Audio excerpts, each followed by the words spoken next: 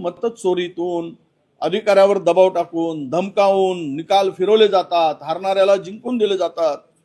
मी एकदा 2009 मध्ये मध्य प्रदेशमधील पार्लमेंटसाठी, लोकसभेसाठी मी ऑब्झर्व्हर म्हणून गेलो होतो. जवळपास 15 लोकसभा क्षेत्रामध्ये भीन मोरण्याचा खासदार हा 1,00,000 मतांनी हरला होता. बंदूक घेऊन लोक घुसलेत भाजपचे आणि त्या खासदाराला जिंकण्यासाठी डीएम वर गोळी बंदूक लावून निकाल फिरवून घेतला.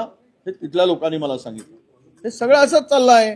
दादागिरी, गुंडगिरी, धमकी, चोरी, मतचोरी, बोगस मतदार याद्या.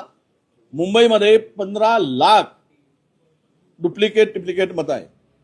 3 4 दुबार नावं, तिसऱ्यांदा नावं, चौथ्यांदा नावं, बोगस नावं.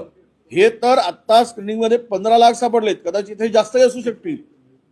पण त्याच्या संदर्भात तक्रार देऊनही निद्रावस्थेमध्ये असलेला निवडणूक आयोग काहीच करायला तयार नाही. उलट सत्ताधाऱ्यांना सपोर्ट कसा होईल हेच त्यांचं चाललेलं आहे. ब्रह्मपुरीमध्ये सुद्धा आमच्या मतदारसंघात बोगस आयडी मिळाले पोरांना, मोठे त्यामध्ये विद्यार्थ्यांना मिळाले. हे यातून हे लपून राहिलं नाही. बेईमानी करून निवडणुका जिंकायचा एकमेव धंदा आता भारतीय जनता पक्षाने उचललेला आहे.